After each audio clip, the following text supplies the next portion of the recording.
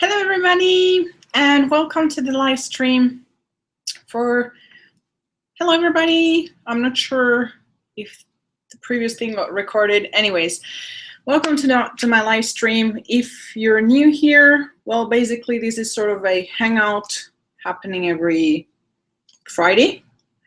And if you're watching this as a replay after it's been done, well, today we're going to be talking about sunscreens. And depending on how much time there is, might talk about some facial powders and lipsticks and lip balms.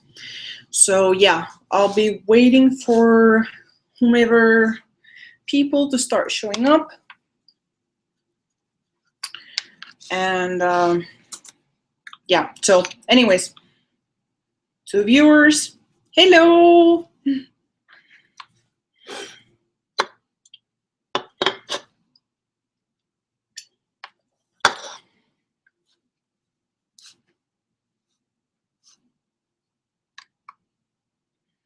I think Muffy is somewhere here. I'm not sure. Muffy, you want to come say hello? Yeah, okay, cool.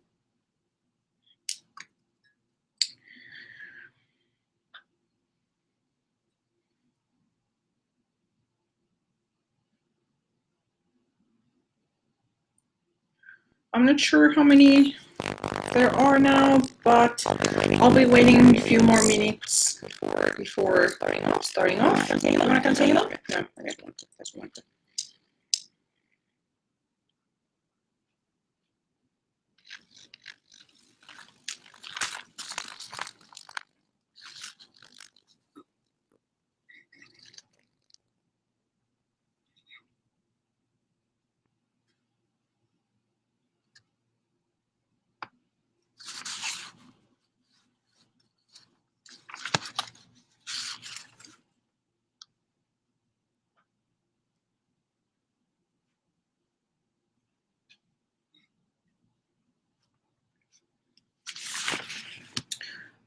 If you're having any questions in advance for sunscreens, just type them on the chat box. I'll be glad to answer them. But this will be a rather lengthy sunscreen live stream. Okay, that rhymed. It wasn't on purpose, but it rhymed.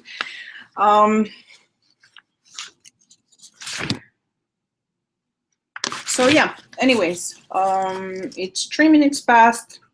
I suppose I can start.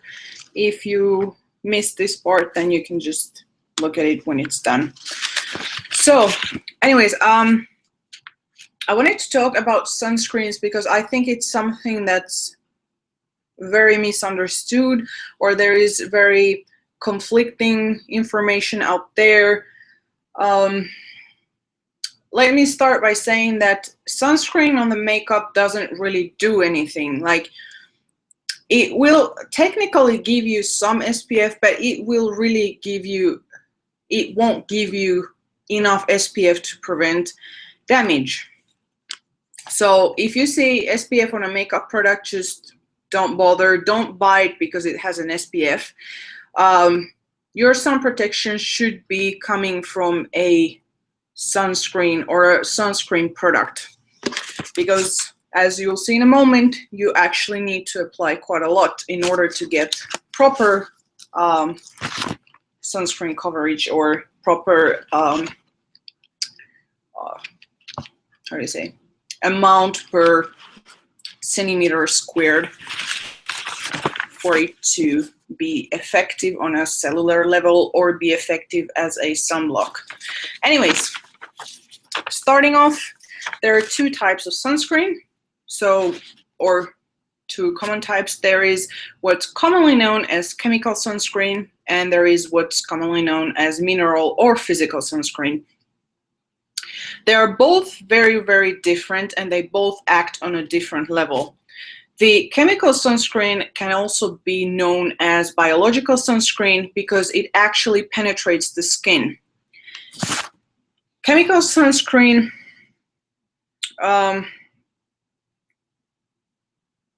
will actually go inside the skin, and there it's, let's say, how can I explain it better? I might draw a picture, it's easier. So let's say this is your epidermis, and then you have the dermis and whatnot. So basically, when you're applying chemical sunscreen, you have capsules. I mean, of course, it depends on what the manufacturer does, or all the different types of encapsulation or delivery method of chemical sunscreens. But this is just an example of their basic structure. So you have small capsules that are actually working such that when there is ray or sunlight ray, it encapsulates it. So basically you have sunlight ray, and here you have the sunscreen, so the chemical sunscreen. So basically it will encapsulate the light or radiation that's coming in, and it will transform it into non-damaging a non-damaging wavelength, or it will transform it into heat. I hope that was somewhat explanatory. I'll quickly give an overview on the mineral, and then I'll go on to more detail. So for mineral sunscreens or physical sunscreens, it stays on the surface layer of your skin. And what it does, it doesn't encapsulate the radiation coming in, but it actually reflects it back as light. So it's actually working on a basic reflection and refraction of light. So it's basically like holding a mirror, and the light will just go back. Of course, because sunscreens aren't 100%, there is no 100% sunscreen. There is a percentage that will penetrate the skin, but considering if you have a proper application, that is really irrelevant. Let's see. I made notes in order to be able to explain it better and not make a mess of this information. So I'll start with basic information on the different types of rays that are. So there is UVB ray, UVA ray, and also there is something known as infrared rays. For purpose of making this very concise, I'll talk only about the IRA or near infrared rays, because those are what's more common and what's more easy to explain, I want to say. So if we have the skin here, so we have the surface, the epidermis, dermis, and subcutaneous. The UVB ray will go approximately to the epidermis, so it won't really penetrate to the dermis. The UVA ray will penetrate to the dermis, and the infrared radiation will penetrate up to the subcutaneous part. How do we measure this? Well, they're based on wavelengths. So each different radiation has a wavelength. Wavelength means how long the wave of the radiation is. And depending on the wavelength, it has a different penetration of capability, if you wish. So the infrared rays has a wavelength of 780 to 1400 nanometers, and 50% of infrared rays actually come from solar rays. So it's approximately half of your exposure, but that other half comes from blow dryers, computers, anything that emits heat actually has to some degree infrared rays. What do infrared rays do? They accelerate aging, and they cause free radicals in the body. Now, there is no sunscreen that will protect you from infrared rays per se. It's like regular sunscreens will not entirely protect you from them, but a way of protection is to use every day before, like when you wake up in your daily routine, you use some kind of antioxidant on your skin, because the antioxidant will actually help trap those free radicals that are being produced in your skin or in your body because of the infrared rays. So, for example, vitamin C, A, E, all of these work very well in order to counteract the infrared damage. So then there are, of course, several types of infrared. So there is the far infrared, near infrared, and mid infrared. Now into the UVA and UVB, which is what sunscreens protect from, or they ought to protect from. UVA can be received year-round, no matter where you are, no matter the weather, as long as there is some kind of sunlight or light. So basically you're not during nighttime, you will be exposed to UVA rays. Another thing that's not very known is that UVA rays can be stronger in winter time. Therefore, even though you aren't getting burned, you aren't getting really tanned, you are still getting damage from the UVA rays. UVA rays cause, for example, aging of the skin and hyperpigmentation. So every time you're getting like freckles or spots or something like that, UVA rays are involved. UVA rays can also be found in tanning beds. For example, if you go to get tanned, that's what's actually working. I said vitamin C, D, and E. Vitamin C, A, and E. Topically and orally. Of course, I already assume that people are getting it orally from somewhere, like food, multivitamin, whatever. But topically, if you want to prevent, like on a skin level, any kind of damage, then like a serum or something like that applied before your sunscreen. So every morning would be a good option.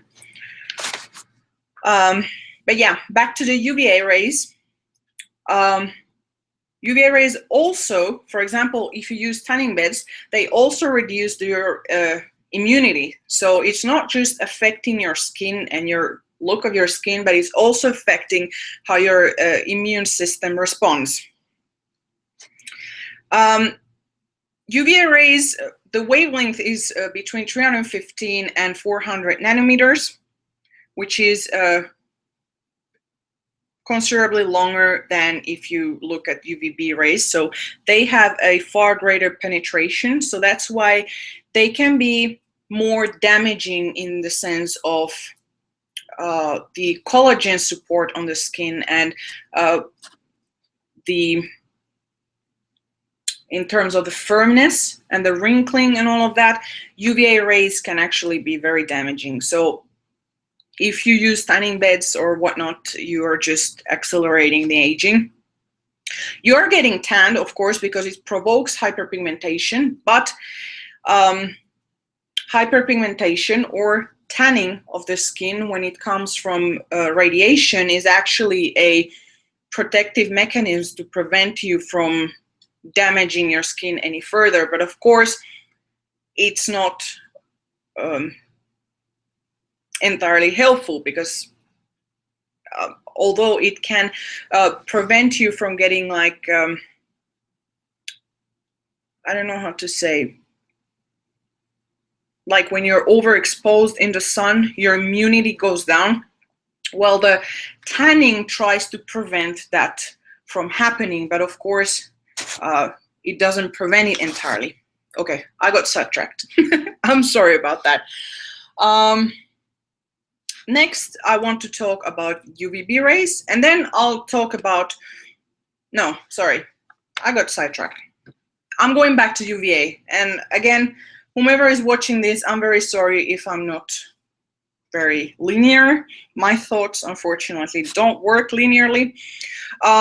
UVA rays, there is a lot of different sunscreens that can prevent it, that can block or reduce the damage. But one that's very, very good is zinc oxide. Now,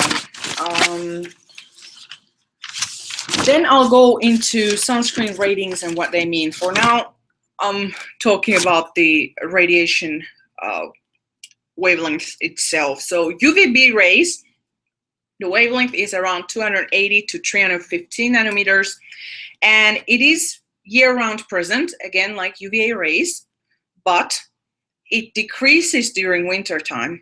Now, that's why you might not really get sunburned or things like that, but it's still present. So therefore, you cannot be neglecting sunscreen even in winter time. UVB rays make you burn. They also make you tan, and they are also a big factor in cancer. So whereas UVA rays, they have a factor in cancer, but they are working in conjunction with UVB rays. But UVA rays are, let's say, no, I don't want to say damaging, but they reduce your immune system and they accelerate aging and hyperpigmentation. But UVB rays are actually causing, I don't want to say causing you cancer, but they're a catalyst for skin cancer.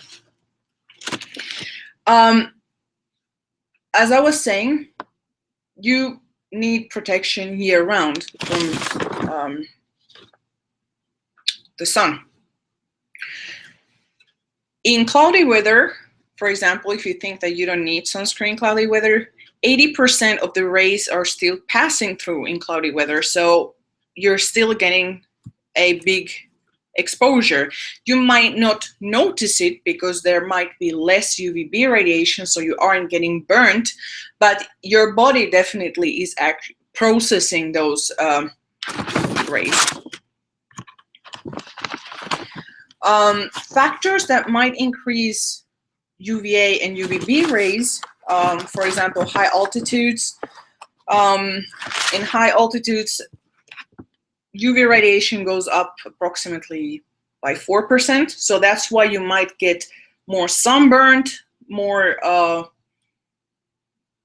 sunburned, basically, if you're like skiing or you might be in a mountain or something like that.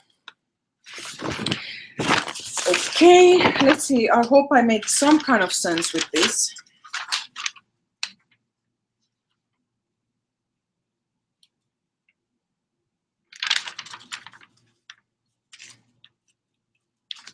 I'm trying to remember how I organized this. Okay, I think it's just like that. I think so. I hope you don't mind. I'm gonna be opening my Red Bull.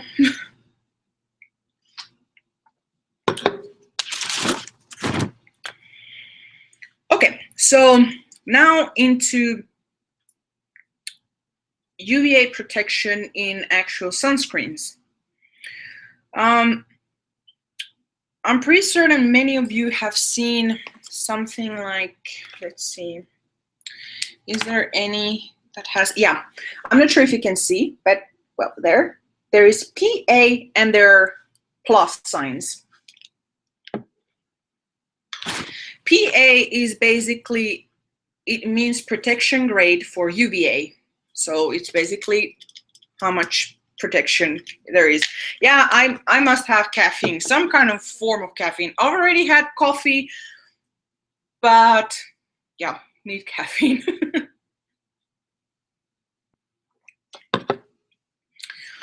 But yeah, anyways, back to the PA business.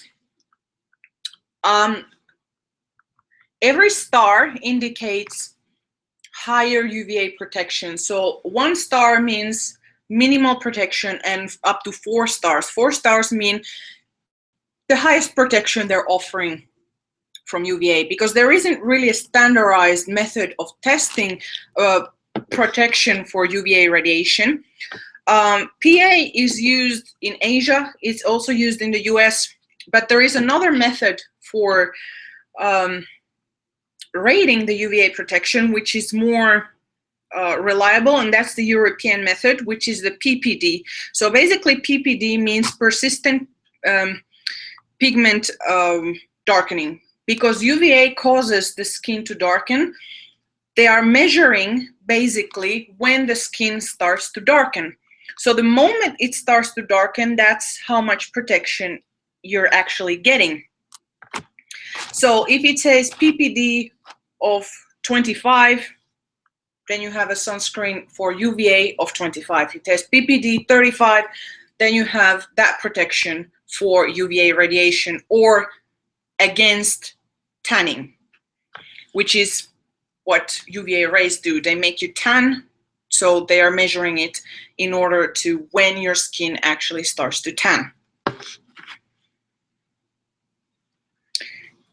The small dosage that you get of UVA throughout the year, like those small exposures in the office, going outside, when you don't have adequate protection, they're actually causing micro tears in the skin structure.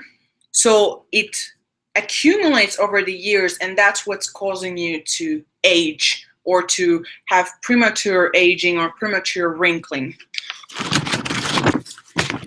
UVB protection, well, basically that's the easiest.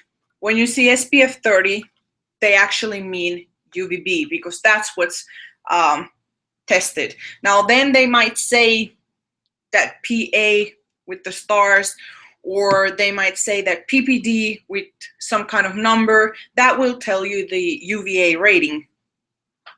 Now you might have an awesome SPF 40, but then you have a PA only 2 stars, which is basically maybe UVA protection 15. So basically you have a UVB of 40, but a 15 of UVA. So that's why it's very important to find sunscreens that have a high UVA protection in addition to a high UVB, because not all components will actually protect you from UVA radiation properly, or they might not have a lot of that ingredient in the sunscreen. How much of the sunscreen you have to apply? That's where there is a big issue, because there is a lot of people that think that sunscreen in their foundation is enough, sunscreen in their tinted moisturizer is enough, sunscreen in their moisturizer is enough, or sunscreen in their facial powder, or what have you. They are not enough. Likely you aren't applying enough amount of foundation in order for it to be a sunscreen. I've tried applying that amount and it's impossible to spread. You will have a wet face, basically, of sunscreen. The tested value in the labs, so basically if you want to get SPF 30, you'll have to apply 2 milligrams per centimeter squared of exposed skin. Now there are some methods of measuring it online, like if you Google proper amount of sunscreen, how to measure, they tell you how to measure the circumference of your face so that it gives you the area of skin that you have, and therefore you can convert it into the amount necessary. But for approximations, for most people, it's a nickel to quarter size for face. So basically 1/4 of a teaspoon. So if you have those little teaspoon like measuring thingies, go between 1/4 to 1/3 of a teaspoon, fill it up, and that's your application for your face. If you want to do the neck, is the same amount. Now for body you need way more. So if you apply that same idea, then you can guess how much you might need. Of course it depends on how much skin you have, how big you are, how small you are. So that's why I cannot really tell you exactly, but I just want to inform that most people under apply sunscreen, and therefore if you have pigmentation problems and you aren't able to get rid of them, very likely you aren't applying enough sunscreen, and you aren't applying a sunscreen that has high enough UVA protection, so you will have that persistent hyperpigmentation. If you have a spray sunscreen, they recommend that you apply until you have a wet look on your body. So that gives you a rough idea how much you need for application of sunscreen. Now, if you rely on your powder sunscreens like powder foundation or something like that, on average, you're going to get only 7% of the SPF that you're currently looking at the product. So let's say this would be my powder foundation. So, sorry. I'm looking how much it would be. So basically from this SPF 30, I would get roughly SPF 2 if I would apply my powder with SPF 30. So basically useless. Similar results with foundations. You can get roughly maybe 10% of the sunscreen that it says when you apply foundation with like regular quantities. And on average, people apply an amount of sunscreen, so actual sunscreen, such amount that it only gives 33% of the SPF listed on the bottle. So if you buy something that it tells you SPF 50, keep in mind that it has been tested on a lab with exact amounts, like proper application. This is the industrial testing. So you must follow the same protocols if you want to get the SPF that it tells you on the bottle. Otherwise, you might not even get half of it. So that's why if you're going to use sunscreen, please use the right amount in order to get proper protection. You cannot layer sunscreens. Now, what I mean by that is that you cannot put a SPF 10 and SPF 10 and expect to get 20. You're only going to get 10. So if you want to get SPF 20, you apply proper amount of an SPF 20 product. It's not stackable. What you might do is combine a chemical with a mineral sunscreen, and that will, because there are two different formats of protecting the skin, it might give you more protection overall, not in terms of SPF, but in terms that when the chemical sunscreen has been completely used up, I mean used up in the sense that it has degradation, the physical sunscreen will come in also and prevent that. So you will have sort of more coverage. I don't want to say you will get more SPF, because you will not get more SPF, but you will, maybe your pigmentation will improve much more. I'm not personally familiar with layering sunscreens, but I do know that there is a lot of people out there that have had really great results by layering chemical and mineral sunscreen in that order, like first chemical and then mineral.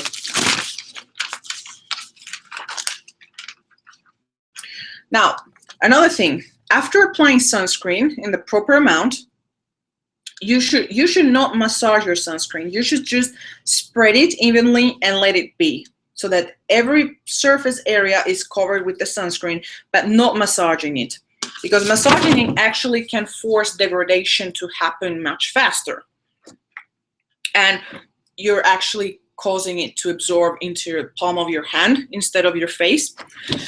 Another thing is, when you're applying chemical sunscreen, you have to wait 20 to 30 minutes for it to take action. So it will not give you the protection until, I want to say, to be on the safe side, 30 minutes. Now, before you apply anything on top, you have to wait that it's fully set on your skin. So I would wait between 15 to 30 minutes before putting on any makeup if you're having chemical sunscreen. If you're having physical sunscreen, the moment you spread it on your skin is when the sunscreen starts to act, because basically it's like spreading a mirror on your skin. It's just preventing the radiation from penetrating to your skin. But on the safe side, if you're using makeup, I would still wait 3 to 5 minutes after applying the physical sunscreen before using any makeup on top. Also, be careful that you don't rub or pull when you're applying your makeup, because that will again displace the sunscreen or make it degrade faster.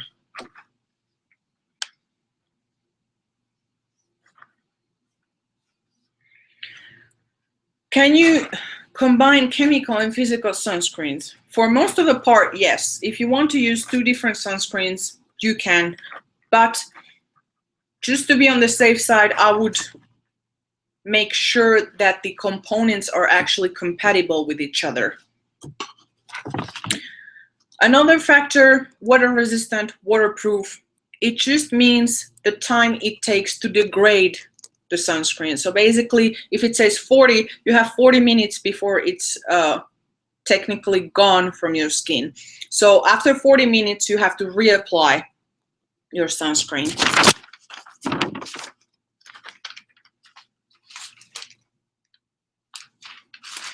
Anyways, I hope that was concise enough. If there is any question, let me know. I'm gonna start showing a little bit of some good sunscreens and some sunscreens that I enjoy, and also body sunscreens. Another thing I want to mention is that even if you have sunscreen, the best bet is to use, you know, long sleeves, hats, sunglasses, and so on, because even with the best sunscreen, there will still be radiation rays going through. So there is clothing with SPF now, which is very, very helpful. If you're going swimming, for example, I'm going to show you something. Wait a second.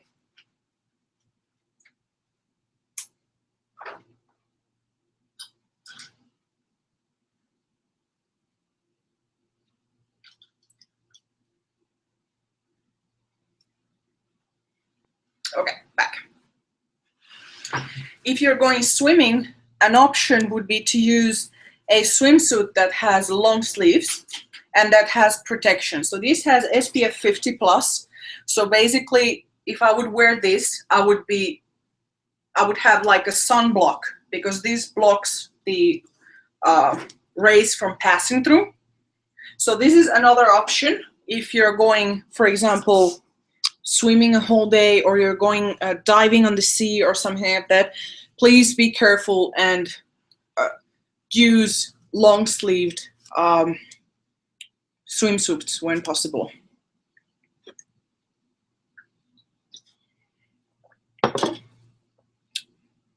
Another thing is that for better prevention of aging and hyperpigmentation and lack of firmness and whatnot, is to use sunscreen year-round wherever you're exposed on your skin, on your body. Sorry, not your skin. My brain. Oh my gosh.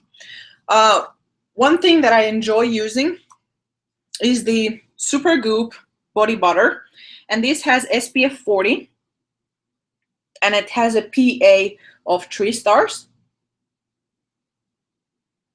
So basically, using this year-round, it's like a 2-in-1. You use it as a body butter. Of course, you have to apply generously in order to get SPF 40. But it's a good option because you don't need to layer too many things and feel too sticky or too oily. So this is like a 2-in-1. It treats like dry skin, skin texture, firmness, and at the same time, you're also preventing. So this is purely chemical sunscreen. I know that Alba Botanica makes a body lotion with SPF 15. That's mineral sunscreen, if you're into that. Another thing for myself, for reapplication throughout the day, if I don't have access to my body butter, I like to use the Supergoop Sun Defying sunscreen oil. So it has SPF 50, and also PA3, 3 stars. And this is cool because you can just spray, spray, spray, spray. And because it's an oil, it will leave a slight sheen, but I personally don't have any problems with that. I think it can look very nice, especially during spring or summer. It's very fresh looking and it makes your skin look nice.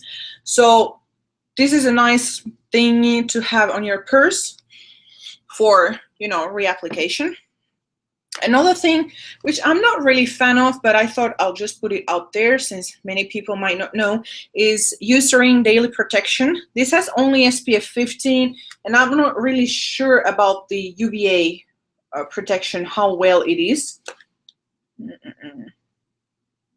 Also, if it says broad spectrum, it means that it's protecting for UVA as well, but they don't tell you to what extent it's doing that. But anyways, this is better than nothing.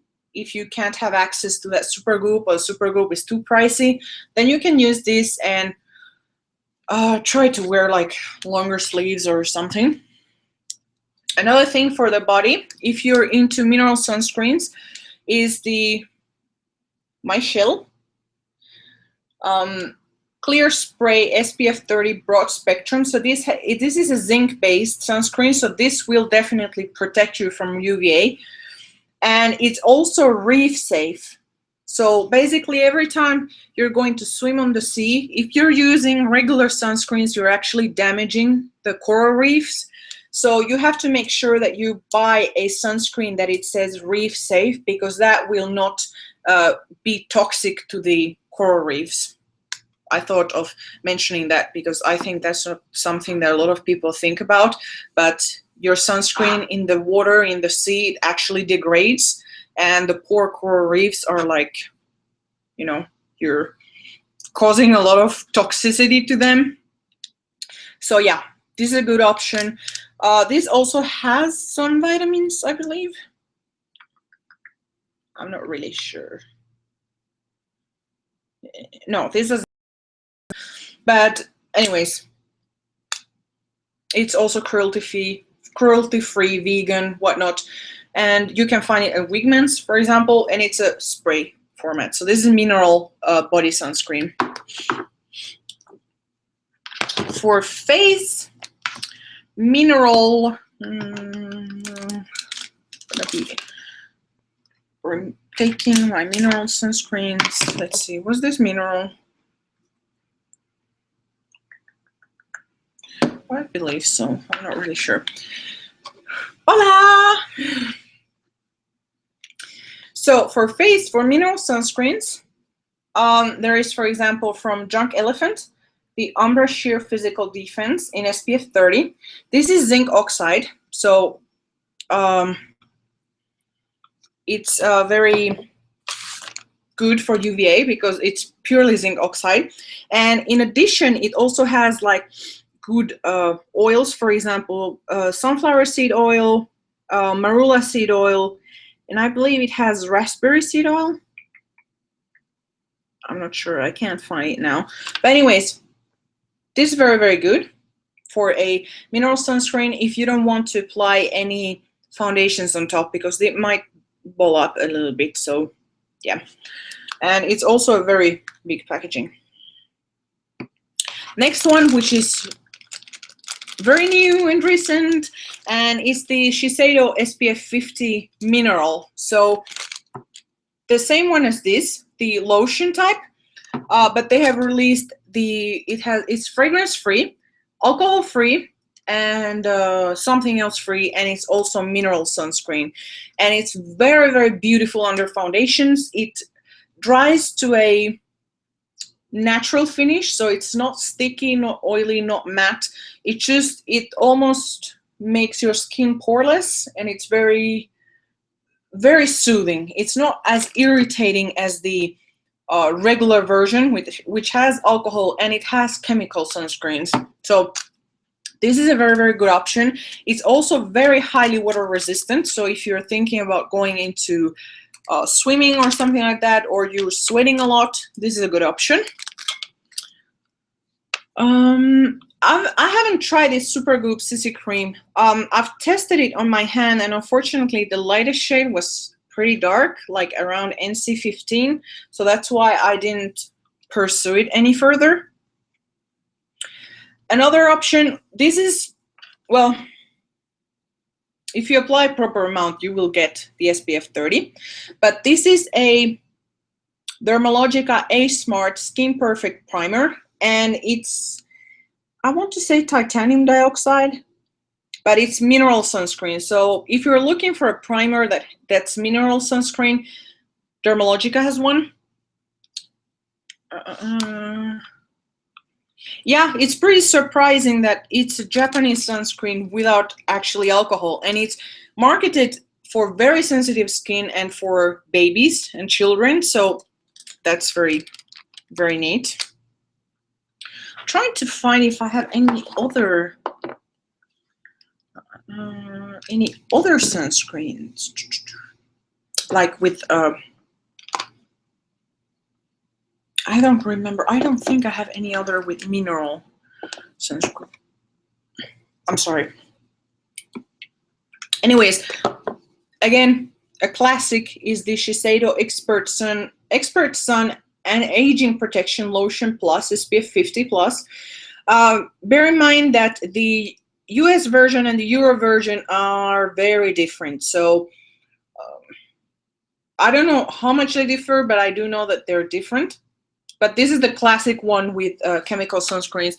Very good for the face. I don't personally like it that much for the body, but very, very good for the face, and it's very water resistant. Another one, this is European. La Roche-Posay in the US isn't as protective as the European manufactured one, so keep that in mind. If you can, always purchase La Roche-Posay Euro manufactured, so basically made in France. This is the Antelios XL SPF 50 Plus, and this is one of the sunscreens that offers the highest UVA radiation, and it was actually a suggestion by a subscriber here, Ali. So this is very, very good. It's very soothing, very liquidish. It's very water resistant, non-perfumed. It's for sun allergies, basically. Another one, this is a Spanish one, but it's meant if you have melasma or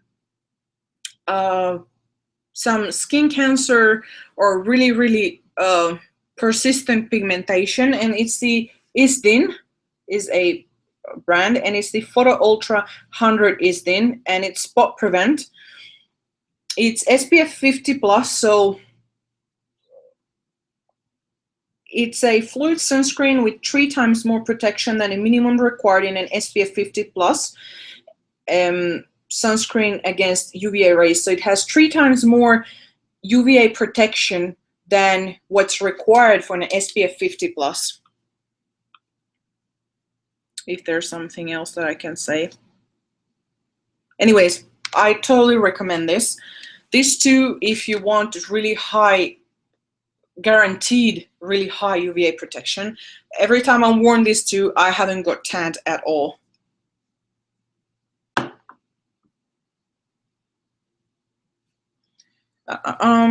Another one that I like for daily use is the Zelens Daily Defense SPF 30. I like it because it's it makes the skin look very bright and smooth and beautiful. This was given to me by Julia, another subscriber. I'm not sure if she's here, but I like this one for just daily use. Like if I'm going to stay in the office or something like that, works great. Another one is the Dermalogica Dynamic Skin Recovery SPF 50. It has been reformulated so that now it's more for sensitive skin, because the previous formula was very stingy and burning, but they have changed the sunscreen composition so it's more for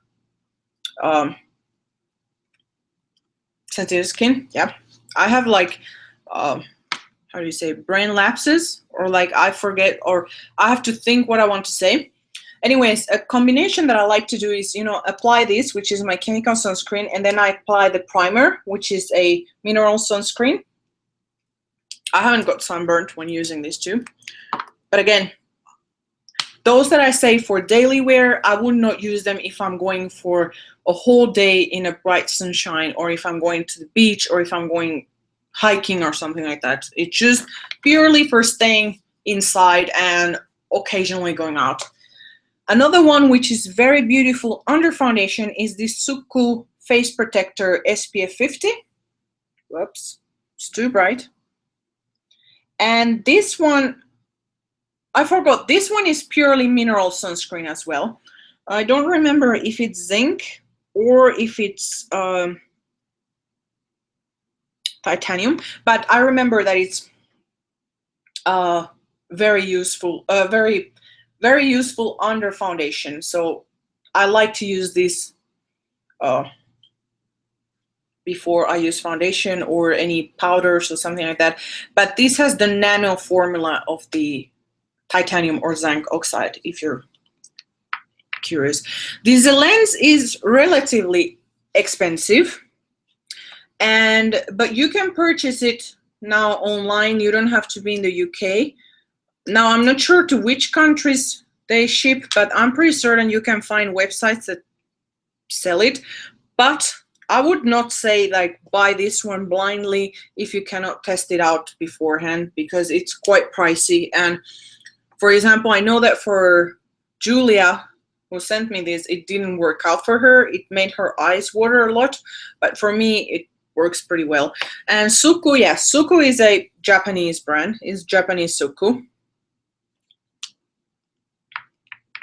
Another one, this one, again, I use it only for daily, and it's the Sunplay Super Block PA 4 stars, and it's SPF 130, which I don't know what that means, but it's very liquidish and it's alcohol free.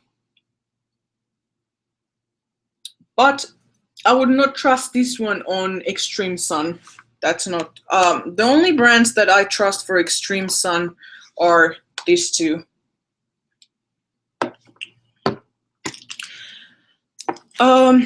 This La Roche-Posay, this is from US La Roche-Posay. So again, I would not use this one on extreme sun, but for daily wear it's very good.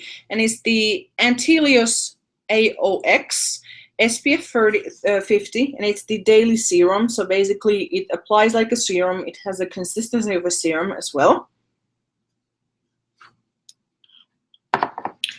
Another thing that's, again, if you want to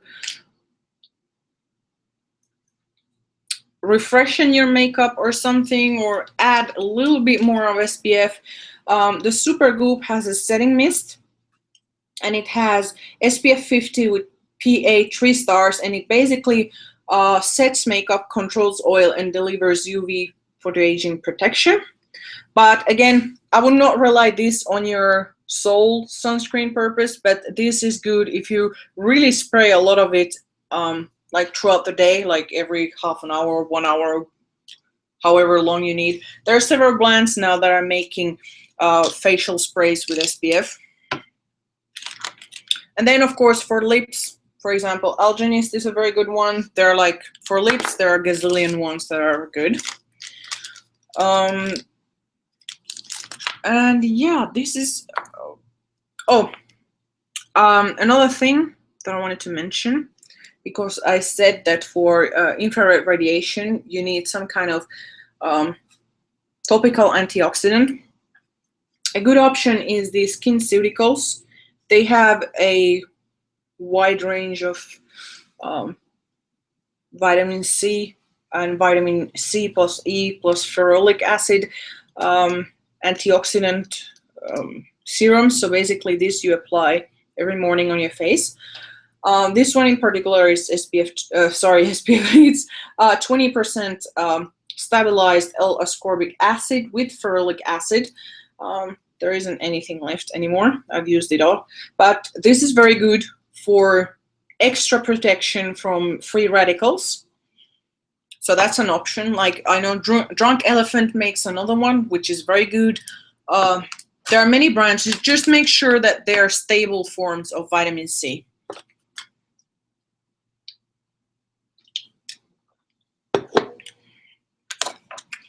Now, into another topic. After you apply your sunscreen, you have had it on all day, you have to remove it properly, especially if you have a chemical sunscreen, because in the encapsulation where they had made the conversion of the UVB and UVA rays into non-damaging radiation in the skin or heat, that's how basically chemical sunscreen works, it will have formed free radicals, which are most often, I hope, encapsulated within the sunscreen ingredient molecule. So in order for that to not become damaging to your skin, you have to remove it properly. Otherwise, you're causing free radicals into your skin. A safe way to remove sunscreens from your skin is to use a water-soluble oil. So something like Dermalogica Pre-Cleanse. Shiseido has a sunscreen removing oil, something like that. But make sure that every evening you wash off your sunscreen. You remove it. For the body, well, you can use, like L'Occitane makes body oil washes, or a oil-based scrub or something like that, because oil pulls out the sunscreens. So really make sure that you wash off every evening your sunscreen. That's very, very important. Otherwise, it will cause some damage into your skin. Yeah, the Drunk Elephant is half price the SkinCeuticals, but in my opinion, which I've used both, the Drunk Elephant broke me out, because Drunk Elephant has many other ingredients in addition to the vitamin C, which, by the way, the Drunk Elephant uses the same type of vitamin C as SkinCeuticals. It remains active for 72 hours on your skin, and it can't be washed off, which is a constant protection inside your skin. But for me, personally, Drunk Elephant, it's Pharmacy, the serum. Yeah, Pharmacy is actually breaking me out very badly and irritating my skin, so I cannot handle it.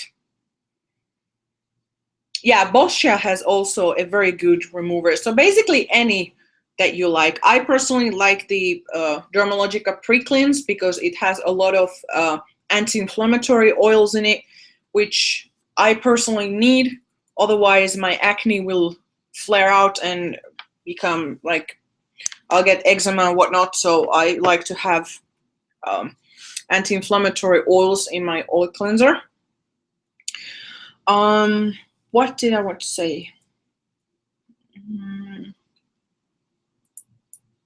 I think that's about it for sunscreens, or what I can think about. If there is any question, let me know, because I don't know what else to tell you.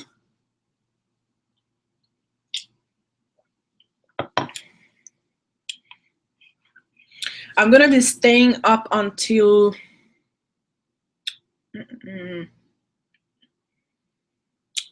maybe 40 minutes more, because after that I'm going to post office to check postal prices, and then I'm going to the infrared sauna.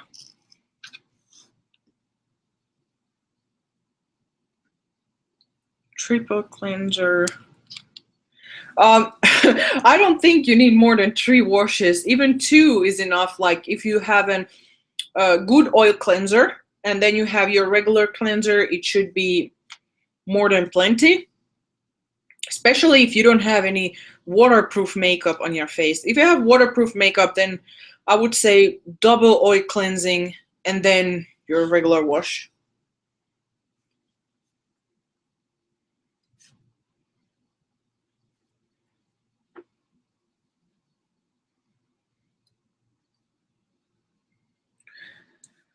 So since I'm done with the sunscreen, I'm gonna grab the facial powders and do that because it was requested.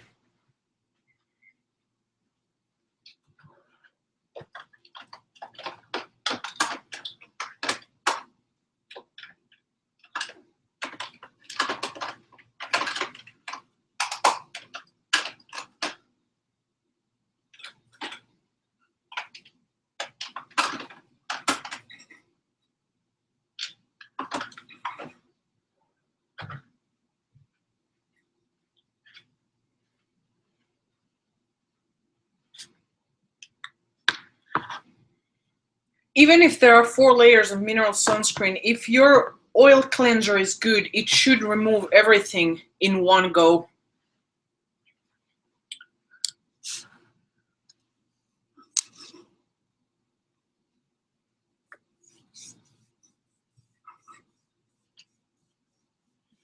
You might over irritate the skin by over cleansing it.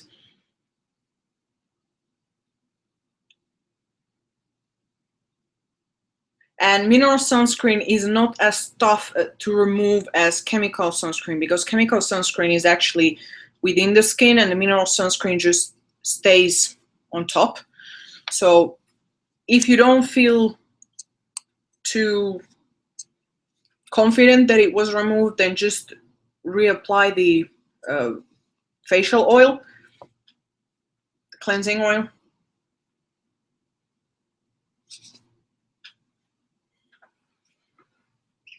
Hey, come on. Wanna come say hello? Let's go say hello. Come. You wanna come? Come. Let's say hello. Oh my goodness. Here we are. Here's little Muffy. Oh my goodness. How are you doing today? Are you doing well? You want to tell them something about yourself?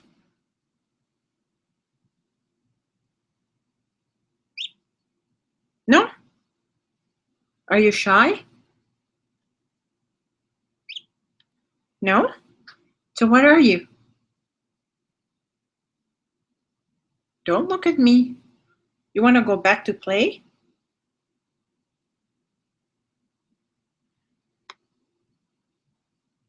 You don't want to say anything?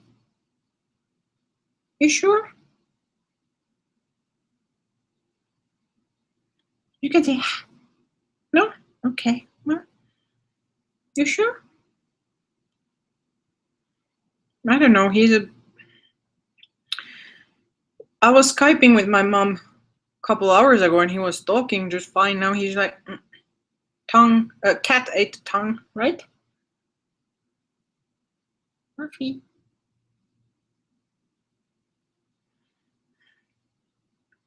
You want to go back? Okay.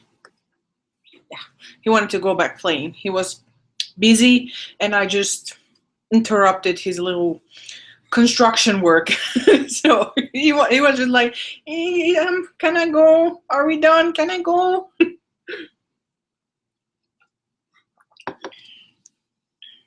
Oh, he likes giving kisses. A lot of them. He loves kisses. Where are my powders? Like, suddenly, I swear, like, my powders disappeared.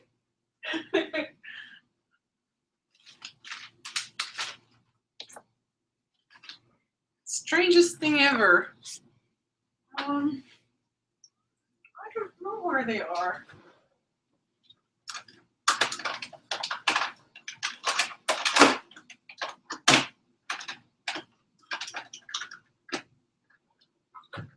Oh, here. I don't want to be showing like powders that have been discontinued or something like that, because I don't think that's any fun. Like, then you try to search it and you can't find or whatever. So anyways, I'm gonna be showing you, I have like some of my favorite powders here that are currently available. So you can probably find them on the internet or on Sephora or I don't know, whichever shop. And one of them is La Mer. Yeah, actually, he's very expressive. Yeah, like when birds actually communicate a lot by their feathers, how they move the feathers is saying a lot about what they're trying. Oh my goodness, what's that? Oh, sorry. I apologize. My other computer just turned on by itself.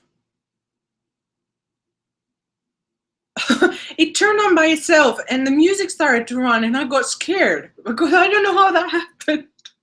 Oh my god, haunted house. Anyways, yeah, birds express a lot themselves by how they puff their feathers. So that's why I think a lot of people misunderstand birds, because they think like they don't talk enough or they don't say words. But in addition to the tone in their voice, because they communicate by tone of voice a lot, they also communicate by feathers and also by scent. So that's why. Yeah, yeah, yeah. And now it turned off. I don't know what's happening. That's just scary. I put it up for sleep, my computer, because I have a larger one which is older, and it just like got on, started some music, then it shut off.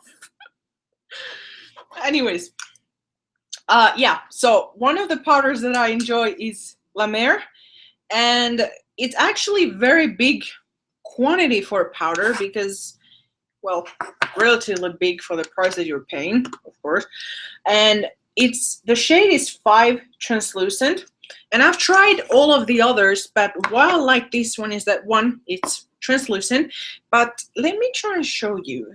Can you see that? It's slightly, it's not shimmery, but it's not matte flat powder. I don't know how to describe it. It has some kind of, you know, like sparkly particle, but it's so fine. So when you apply it on your skin, it makes your skin appear smoother, if that makes sense. So that's why I like the La Mer one. It's also very, you know, fine and not chalky or anything like that. So, and you get 25 grams, which is basically like good luck ever finishing this. I've had this like for 2.5 years, almost 3 years. Is it 3 years? So between 2 and 3 years, and I mean, it's still like almost entirely full. Another one which I absolutely adore, and that's something that also I've had this for, let me think,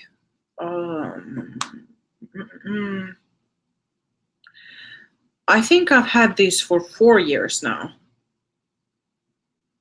or 3.5, or a bit over, and you can see how much there is like left in there. And this is the Shuemura face powder sheer in pearl, and this is also very, very pearlescent.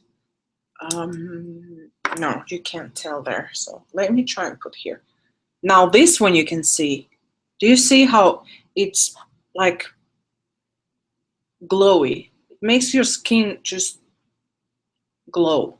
It's not shimmery on your face, it just gives you a very beautiful glow, and it's translucent. It adds that gorgeous glow, and it also, you know, controls a little bit the oil. But it's not drying. Like, neither of these powders are drying. My mom, she's over 60, and she loves this powder. She says it's the only one that will fill in her pores and lines, and it makes her skin look like glowy. So this is a really, really neat powder, and you get 20 grams in this. Another one, if you want something not shimmery and more mattifying, is the Bobbi Brown Sheer Finish, either pressed or loose. I personally prefer the pressed, and it's in white. This is their old packaging. Like, oh my goodness, this probably has almost a decade or 9 years, something like that. It's still very, very good. But yeah, anyways, as you can see, I've just hit pan, but I don't use this one as much. But it's very brightening because it's really white, so that's a good one. Another one which I've talked already before is the Shimmer Lavender Powder. If you can get your hands on this one, I would totally recommend it because it has the mattifying side and the regular setting side. So if you really don't need oil control, then you can just use the regular side and it's quite brightening. Then the Meteorites Pearly White. This is just not really mattifying per se, it just makes your skin glowy.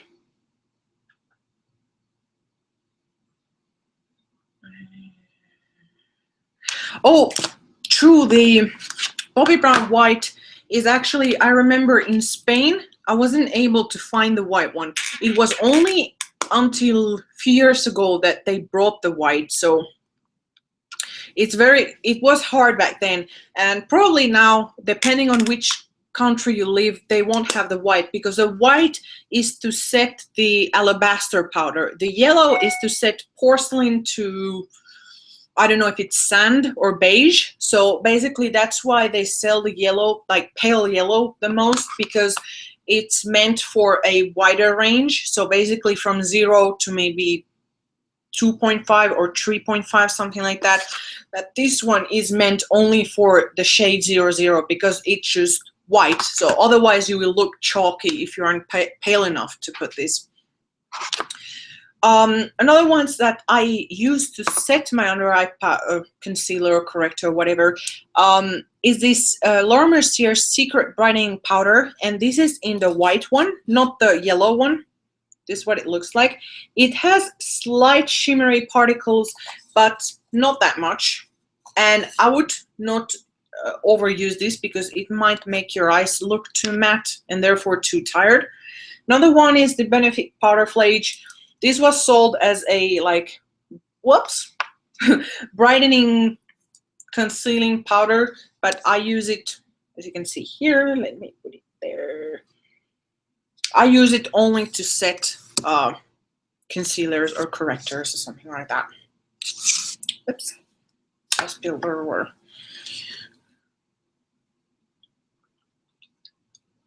And I have a few more powders, but as I said, they are discontinued or they're not available, and I don't want to make anyone have a crush on a product that they can't get. That's, oh my gosh, I've had those way too many times. Another thing is that I use mineral powders or mineral foundations to set my liquid foundations. I absolutely love that method.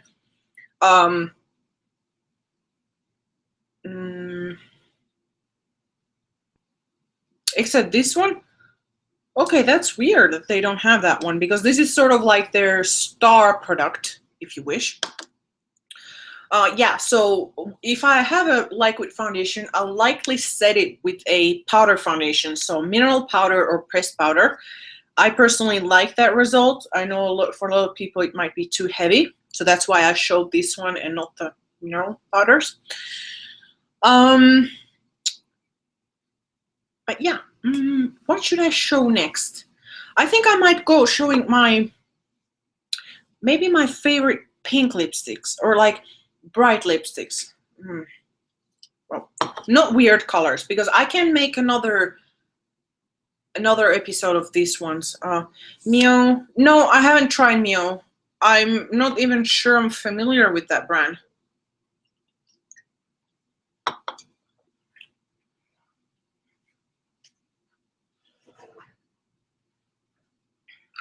So I have my lipsticks like organized, or my used lipsticks organized in this kind of thingy.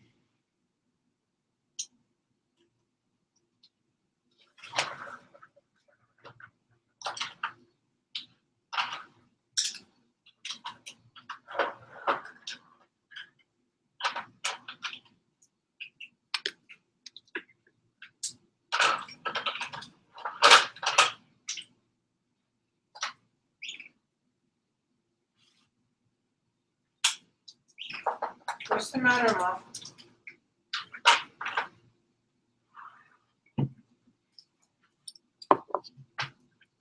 Okay, so I might start with my favorite red lipsticks and then progress from there.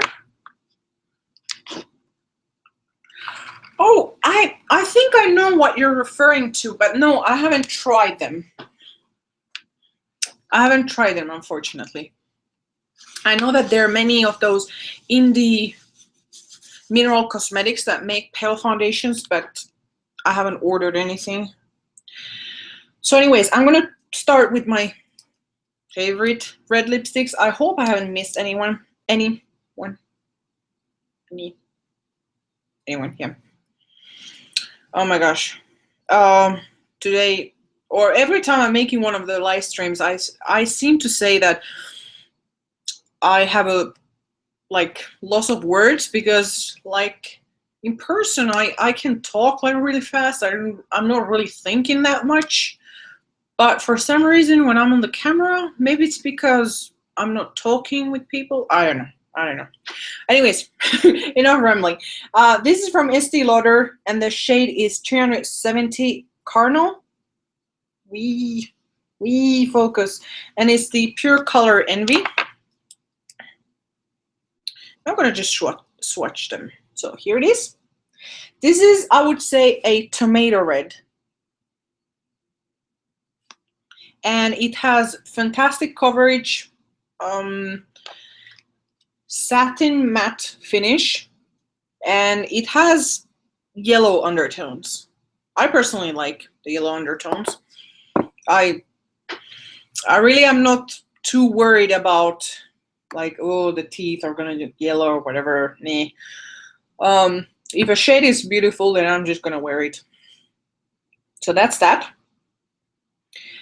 On that same note, this has been my favorite red lipstick. I bought it for our honeymoon, and I've loved it, which was, by the way, 4 years ago or something like that. And it's the Giorgio Armani Lip Maestro in 402, and I'm pretty certain it won't focus. So this is what it looks like, and this is another, it's almost neon red. There you go. This has a beautiful silicone-ish type of finish. It's not wet, it's not matte, it's like a silicone type of primer, and the pigments are so bright that often on the cameras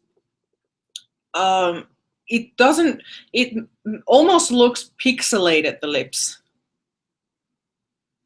Let's see if I can explain it. Yeah. This is my favorite red. If I would pick one, it would be this one. This it's a neon undertone. It's very, very bright. It has some blue. It definitely has some blue in there, although it might not look like it. But another one is from Too Faced, and it's the Melted Lipstick in Melted Strawberry. And this is more of a playful red. It's very bright, but it has pink type of undertone. This is what the applicator looks like. It's also full coverage. And this one has a little bit more of that wet finish, but still it's like a liquid lipstick. It's not a gloss by any means. And when I look at it, this one is like, this is a very sophisticated kind of red. This is Armani red. This one is more of a classic red, and this one is more of a springtime lunch type of red. Like, I would wear it for on a bare face, for example. I would definitely use that one on bare face. Yeah, that's the thing with this. I don't know which one you're referring to, but either one of those will make your skin appear much brighter. That's why I like these, like those reds that I'm showing you. They make your skin look, I don't know, they just make your skin look very white or very pale, or whichever way you want to. Okay, yeah. Yeah, it brightens the skin a lot. That's why I was saying that it's very nice to wear it like with only sunscreen and a little bit of blush. Like you don't really need a full face of makeup to wear this one because it will sort of brighten your face.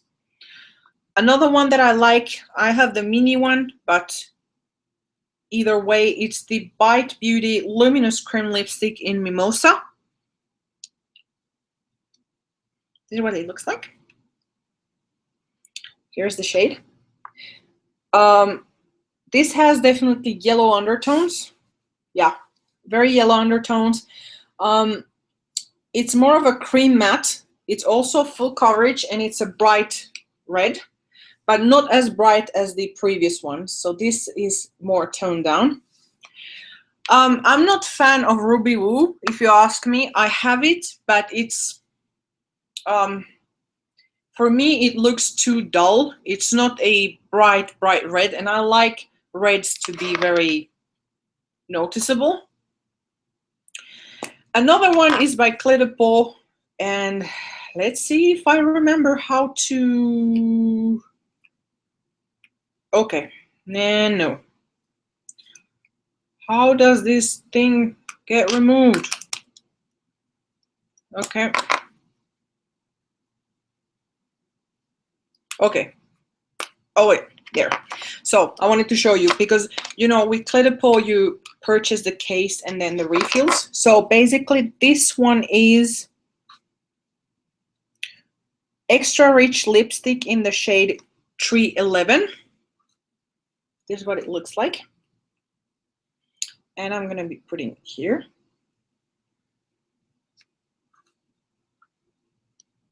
This is almost a true tone red, and it has what they say the finish is like is a rose petal. So it's almost velvety matte.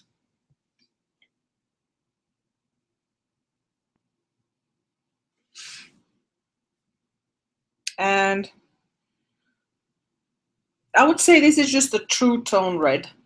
And it's the classic red from Clé de Peau, if you're wondering.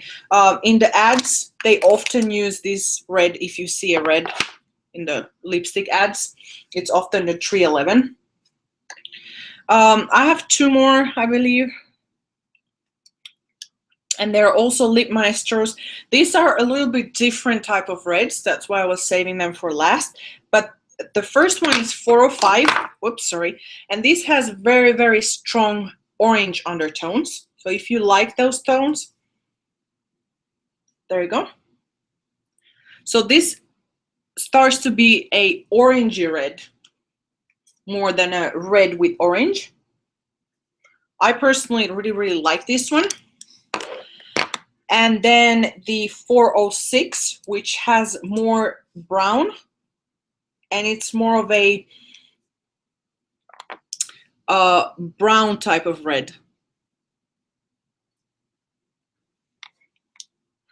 Yeah, me too. I really, really like orange reds. But yeah, those are the reds. I hope I can remove the stuff. Wee. I'm gonna be, let's see if I have any. I'm gonna try and remove these with these. Yeah, that worked. That worked just fine.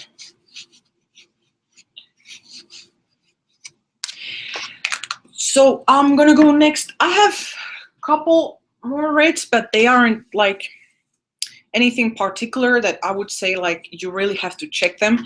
But besides these two, which might be like harder to pull off, the other ones are just beautiful. Like the 5 previous ones are really, really, really, really beautiful. Okay, so I'm gonna start with probably my favorite pinks that, you know, I have them like organized so that I'm not sure if you can see there, but I have like my used lipsticks there, like daily, if you wish. So there's more here. Whoops, sorry. Then I have the like special effects, bright colors, and I can do another episode on those. But anyways, first one is the YSL. Rouge pour couture. Well, it won't focus. And it's the shade 49. I'm not sure which, what's the name of this, but this is a Malibu Barbie bubblegum pink kind of thing. It's pure cool tone bubblegum bright pink. And it's a natural matte kind of finish. And it's, every time I wear this, I get a lot of questions which one it is. It's absolutely lovely. Next one is by Kat Von D. I'm not really a fan of Kat Von D, but I like some of the colors. The colors are nice.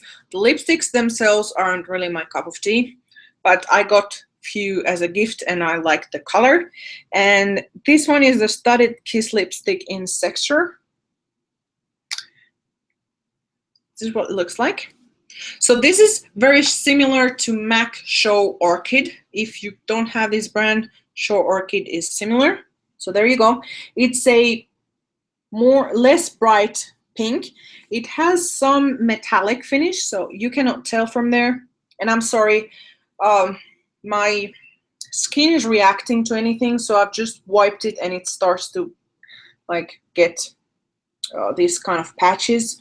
So sorry, that takes away from the color of the lipstick, but anyways, that's Sexer. This tends to be drying on the lips, so that's why I'm not that much fan of them. Another one, I'm not sure if I'm going to show it because then people are going to be like, I want this one. If you can still find it, good. But it's the MAC lipstick glaze in Big Bow, and it was the Hello Kitty collection. And this is sort of a neon sheer with a lot of blue shimmer. Next one is by MAC and is the Viva Glam Nikki. You probably can find this in some counters and online. And this is a warm coral type neon pink. It's almost matching my watch though. So there we go. Another one which is formula-wise, it's one of my favorites. And it's the Bobbi Brown Rich Lip Color in 40 Pop Pink. There you go. This is a warm pink. It's pretty bright. It has very full coverage and it's very, it almost plumps up the lips, if that makes any sense.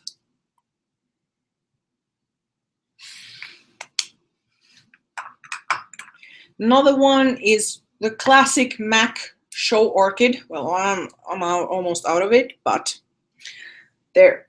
As you can see, it's very similar to the Kat Von D Sexer, but it has more slip to it, and it's not as, well, it's not as intense, but like they're very, very, very similar. So if you don't have access to Kat Von D or you don't like the matte effect of Kat Von D, you can check the MAC Show Orchid. It's an amplified color, so it will have more pigment than the regular line colored, but it's a cool tone. It has blue undertones, pink, bright, bright pink. Another one is by MAC, and it's an amplified too, and it's impassioned, and it's all butchered. Let's see if I can properly swatch it. And this is a warm pink, so this is in the similar type as these two last ones, but it's also a neon coral pink. That's how I would describe it. Not sure if you can see. Yep. I hope this is anyhow helpful. If you like matte and you like bright, this one is very, very good, and it's the MAC Matte Candy Yum Yum. There you go. This is, I want to say, a cross between the YSL and the Kat Von D Sexer. this is what it would come out if you mix them. So it's very matte, but it's also not so drying, and it's one of my favorite lipsticks. I have a backup of this one. It's very, very, very, very beautiful, and it's like bubblegum Barbie pink kind of lipstick. I'm gonna show you, so those were my sort of favorite pinks. I have lip glosses I'm gonna show you, since we are on the pink section, and I'm trying to get rid of which one, because I'm not sure which one you refer to, the other one, because I'm getting the messages a bit later than, or it reached to you the video a bit later than I'm getting the message, or vice versa, whichever.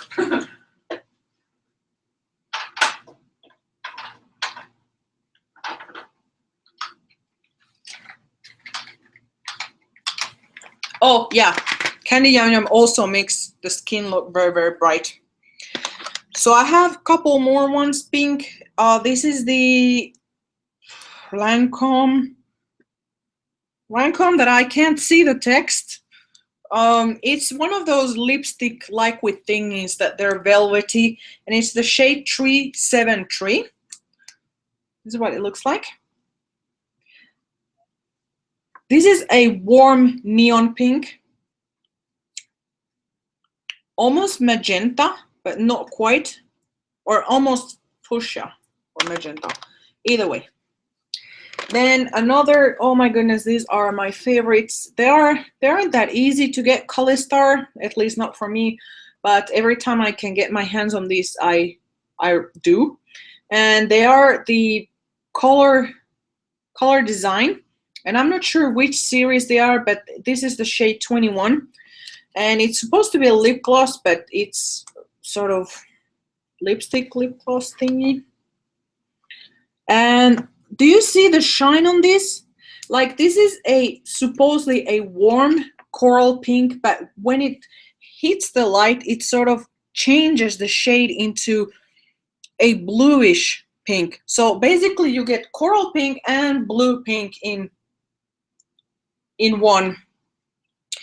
They have several shades of these lipsticks, lip glosses thingies, and you can see it just shifts, and it's like full coverage. So if you have access to these ones, really, really check them out. This is what it looks like. It's an Italian brand.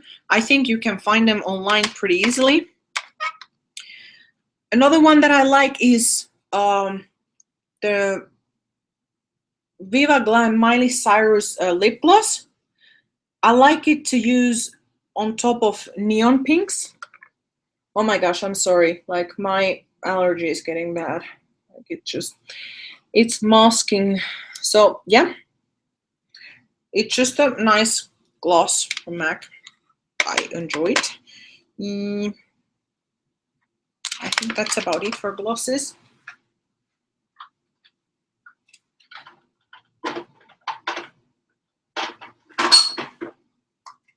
Oh, sorry.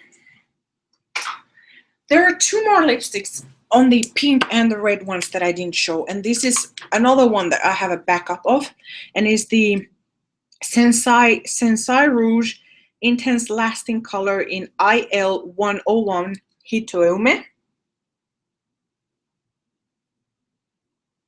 And this is another of the, if you like cool toned, slightly metallic Barbie bubblegum pink, you will love this one. There you go.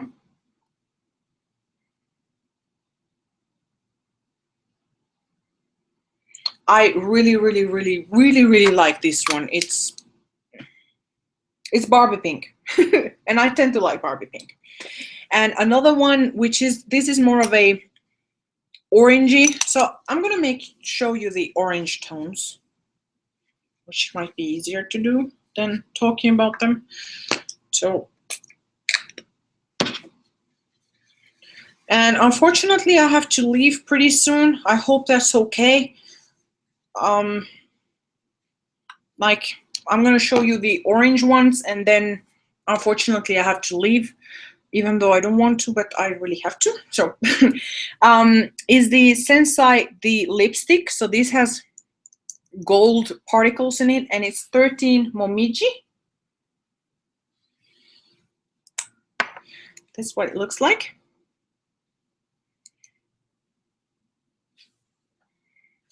This is a terracotta color. There you go.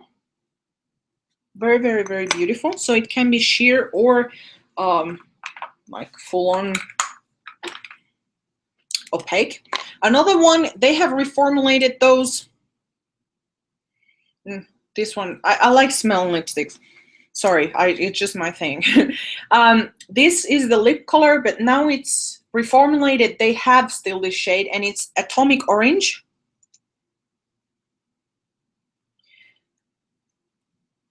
And it's atomic orange. Like, this is neon orange.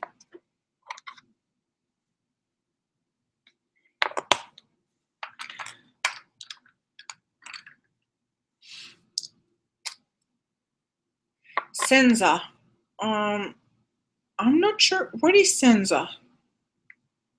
Or is it Sensai that you're referring to? Is it this brand? Yeah, so this is Bobbi Brown lip color in atomic orange.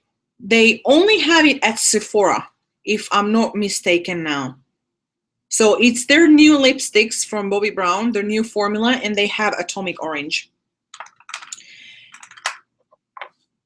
And another one is from Kat Von D, and it's A Go Go. So this is more neon, more tangerine than atomic orange. Hello. Unfortunately, I'm leaving soon, so I'm sorry, but you can of course watch the replay. Oh yeah, it's Sensai. Yeah, correct. Was I raving about Sensai some years ago? Honestly, I don't remember what I say, but probably if you remember, then yeah. Another of my favorites in terms of orangey corally tones is MAC Sushi Kiss. And this is a neon salmon color.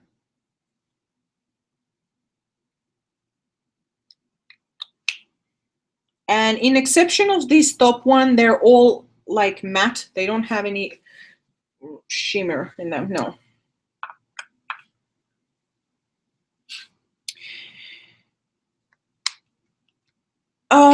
Sensai, no. Sensai, I bought it in Finland, and you can buy it in the US. So it's from Cannibal, but it's at least it's available everywhere in Europe. So I don't know.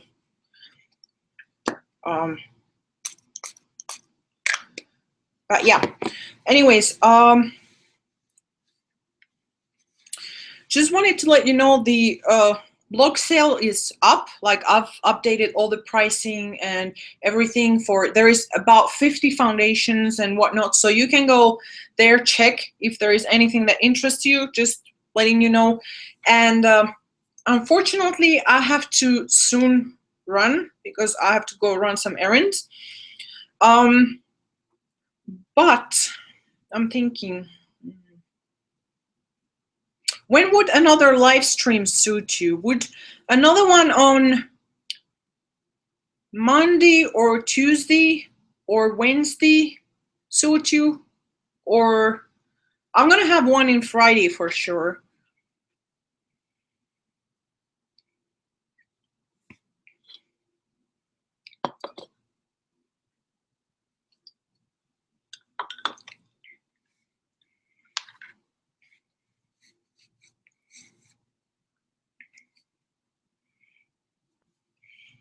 But at any rate, you can, if you have any questions or comments or whatever, you can either leave them like down below, or you can send me an email, or you can talk to me on Instagram. The fastest way to reach to me is email. That's for sure. I'm always on my phone and I answer my email very quickly.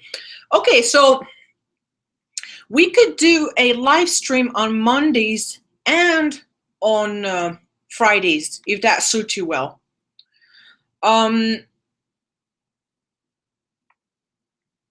What time on Mondays would it suit you? Would the same time than Friday work well?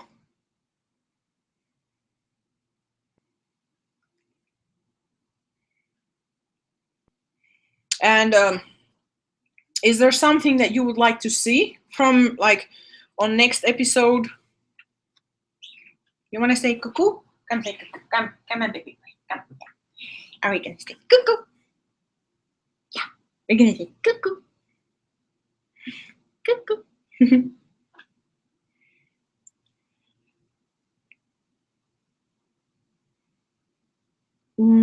ECO time. Is it Central Time?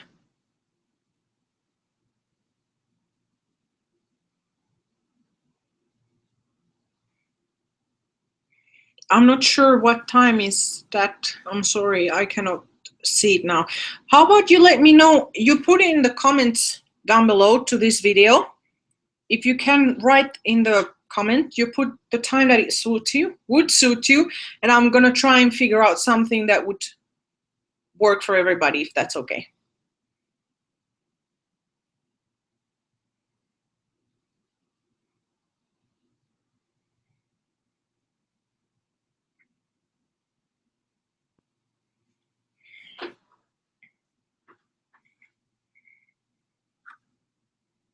They're saying that you're cute. You know that? Yeah, he knows that he's cute.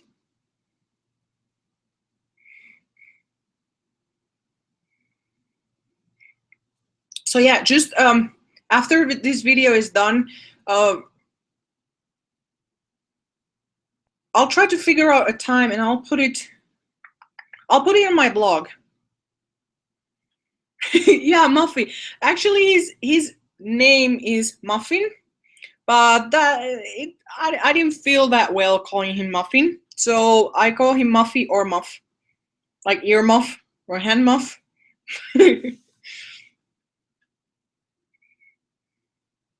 Yeah. Are you falling asleep? No, you aren't. You want to say bye-bye? We have to say bye-bye now, right? Say bye-bye.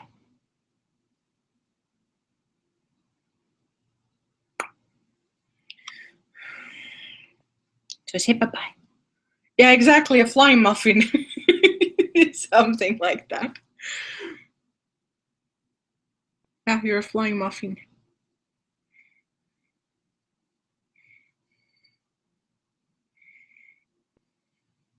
So I'm gonna put all the info on the blog post, and yeah, he's the star actually.